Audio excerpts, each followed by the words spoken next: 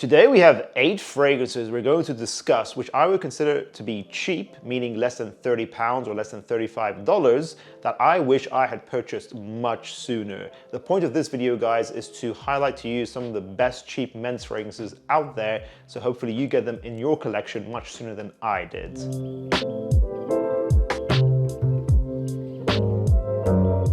The first fragrance is Afnan's Turathi Brown. A lot of you guys wanted me to go and explore Afnan Turathi Blue, the Tiger clone, so I went ahead and got Turathi Brown.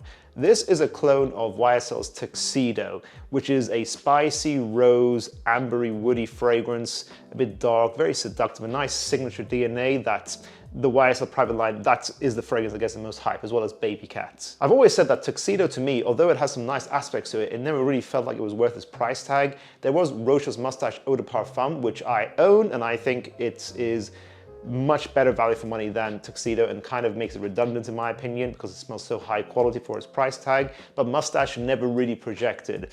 Turathi Brown comes along, it makes it more loud, this DNA. Not as close in accuracy to Tuxedo when you compare it with Moustache, but this is still a pretty good clone of Tuxedo. A little bit more Middle Eastern, a little bit more musky, louder in its projection. So if you've always been annoyed by the fact that Moustache is quite a soft projecting fragrance, this is a fantastic clone. It seems to last easily over 8 hours with a medium projection as opposed to the soft projection of Moustache. It does have some synthetic aspects to it. I think this fragrance smells better in the air than up close, but this is still a fantastic clone, and still I think Tuxedo is not worth the money. The clones are doing it justice right now. Jaipur Homme Eau de Parfum. I always knew that the Jaipur line in general had quite good ratings online, but I always thought it looked like an outdated, old school kind of barbershop DNA that I really wasn't interested in. But I regret that. I really wish I'd purchased this much sooner. This was a blind buy. The Eau de Parfum to me, I think, has the most hype, most high ratings. This to me is like a baby between Penhaligon's Sartorial and Xerjoff's Naxos. This is a honeyed barbershop fragrance with a cinnamon spicy facet to it. But overall, this is quite balanced. It's not too warm and intense. This is day and night signature material for at least 3 or 4 seasons. It's not the same quality as Sartorial or Naxos. I mean, those fragrances are like quadruple the price of this, but this still smells a lot more expensive than its price tag. This smells really elegant, regal, gentlemanly. It does have that slight old school 90s musk in there, but I think this is still very much relevant today. If you want to smell like a gentleman, you want a really unique creative signature that smells really artistic and sensitive and introspective, that kind of vibe. This is a really nice fragrance. The presentation is fantastic, the quality is fantastic, much better than the price you are paying. I get 10 hours longevity with a medium projection. 37.9% of people who watch School of Scent are subscribed to us. If you guys really want to see our channel grow, go ahead and click subscribe. Let's get that number to 40%. Thank you. Haramain Détour Noir. I tried previous Layton clones such as Alexandria's Royal Equestrian, which I didn't really think cloned Layton that well. I'd heard about this, but I knew Layton had many clones. I didn't really care about Layton clones. I owned the original, I loved it. I always thought, you know what, Layton's always gonna be a fragrance that's worth saving up for. However, as soon as I tried this, if you don't love Layton, I think you can actually just buy this and be okay with it. You don't need to get the original. I think Layton still is higher quality, but this gets it very close. This is at least 90% similarity to Layton's apple warm pie feeling with vanilla, some powdery musks in there. This is a little bit more harsh in its opening, but very shortly afterwards, just even smelling it from the atomizer, you can just tell this smells super high quality, very similar, not as thick or as well rounded as Layton, but for the price, again, it smells much higher value than what you're paying. I get 10 hours longevity with a medium projection. It's not quite as beastly as Layton, but some people don't get good longevity from Layton anyway, so if you don't think the DNA of Layton is that incredible for you, or you wish you can get better performance from it, maybe get this instead, overspray to your heart's content. It's so cheap, so easily worth the money. Try out the Détour Noir.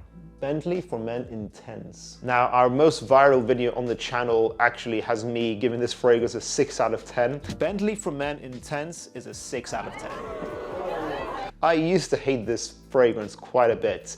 I'm not sure why. Maybe my nose was just less developed back then. I got it a few years back. Maybe my bottle wasn't that great. I got a bad batch potentially. But I remember this being very underwhelming, not complex, not deep enough for the hype it was getting.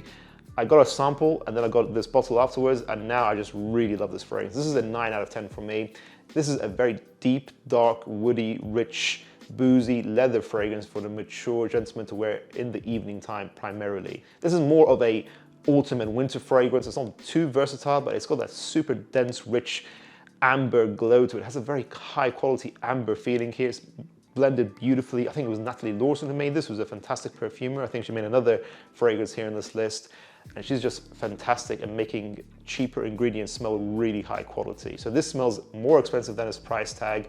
If you wanted a more expensive alternative to this, you can go for Fahrenheit Le Parfum by Dior, if it still exists. I'm not sure if they've discontinued that fragrance.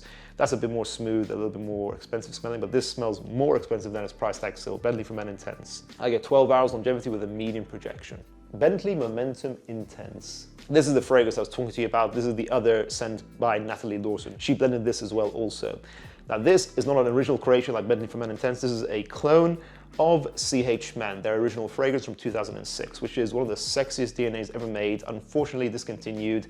Woody, green, sugary, sweet, really sexy, musky, fresh and balanced overall. That is signature material right there. That fragrance was one of the sexiest DNAs ever made. It doesn't last that long. It lasted maybe 4 to 6 hours, but this is longer lasting, over 8 hours longevity with medium projection. It's more powerful, more musky, woody. It gets it very close, at least 90% similarity to CH Men. Some people don't like this. I didn't like this when I actually got a bottle previously. So I kind of did have this fragrance in my collection before, but I basically wish I'd acquired this much sooner and appreciated it much sooner as well. I wish I'd brought this back into the collection much sooner also. A fantastic clone of a fantastic scent, really high quality, great longevity, great versatility. You can wear this as your signature all year round, day and night. It's so cheap, much higher quality than the price you are paying, and you can wear this for a variety of age groups as well, both from teenagers all the way to more mature men. Lattafa's Oudh, Honor and Glory. Of course, I wish I'd got this in my collection much sooner. You guys know I don't stop talking about this. I was sad that I had not discovered this sooner. As soon as I got a sample, straight away got a bottle basically. I think like a few days after that. Pineapple, creme brulee, cinnamon, and woody notes with a hint of vanilla in here. It sounds really sweet and cloying, but actually this is a really balanced signature. That is unisex, 8 hours longevity with medium projection. This is a fragrance I'm not sure it clones anything. To me, this is an original creation that smells super unique, super sexy, and just super creative as well. I love the way they've used these really interesting notes, using creme brulee here in such a high quality way for a very cheap fragrance. This smells, again, much higher quality than its price tag. That's the general theme of this list today, it seems, guys. I think you really should check out this fragrance. It is special. I don't think everyone will love it. It seems like people comment saying, oh no, I didn't like it, but for the most part, I think it's a pretty safe blind buy. All blind buys have some risk in there, but this is pretty phenomenal, guys, so you definitely should check it out. Lattafa Ameer Al Oud Intense. I always liked By the Fireplace by Maison Margiela. I think it's their second best fragrance after Jazz Club. However, although I like the idea, I always found it a bit of a difficult fragrance to rock. It's a bit of a strange scent. It's smoky, marshmallow sweetness by a fireplace that is quite intense and limited to cold weather use only. So I never thought it was worth spending the money for it, in my opinion, just due to its limited wearability, and it can be quite polarizing as well. I went for Jazz Club instead, but I'm glad I have this clone here, which I discovered from Michelle in Curly Fragrance. It's really nice. It smells like a manly Arabian cologne. This is masculine, easier to wear, cheaper. This smells a little bit Middle Eastern as well, that's what I think. And this has fantastic longevity, fantastic projection. And it's what, less than 20 pounds or less than 25 bucks? That is insane. I'm glad I had this. So now I have the By the Fireplace DNA, which I think this gets it around 85% close. It kind of has its own twist on it. And I'm glad because it makes it easier for us men to rock this. So if you want a beastly cold weather evening scent for a really good price, check out Ameer Al Oud Intense. And lastly, Rasasi Shura. I had known about this fragrance for years. It was notorious in the community for apparently being beastly, really smoky, ashy, polarizing. I'd only heard these descriptions. I never actually smelled it myself, so I kind of avoided it, although this fragrance is very cheap.